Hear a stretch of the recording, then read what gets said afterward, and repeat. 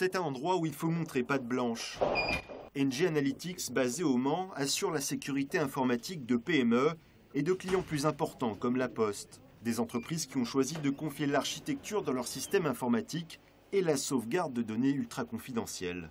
Dans le cadre de La Poste, par exemple, ils ont une partie des locaux qui leur sont dédiés avec des grilles, avec une sécurité supplémentaire au-delà de la sécurité qu'on met déjà en place. Et donc, vous pouvez avoir un site qui est en Espagne, au Maghreb, etc., qui fonctionne sur l'infra qui est ici, et tout est centralisé.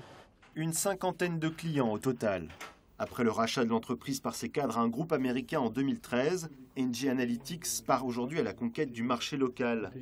Quand les clients sartois potentiels ne nous connaissent pas, la première réaction quand ils apprennent à nous connaître, c'est « mais pourquoi, diable, je vais chercher à Paris la compétence nécessaire à l'évolution de mon groupe qui est finalement juste à côté de chez moi, 2-3 km ?»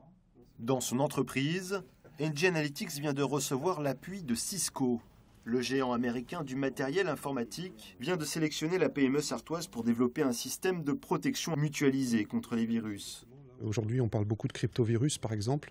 Donc, effectivement, des virus dormants qui ont été positionnés et qui, quand ils se réveillent, en fait, vont aller commencer à crypter en fait, des données sensibles sur les serveurs de certains clients. Et, généralement, vous recevez un beau petit courrier email venant de l'étranger qui vous précise qu'il y a un compte en Suisse ou un compte ailleurs qui existe et ça serait bien de positionner une certaine somme pour avoir le droit d'obtenir les clés pour décrypter. Du chantage.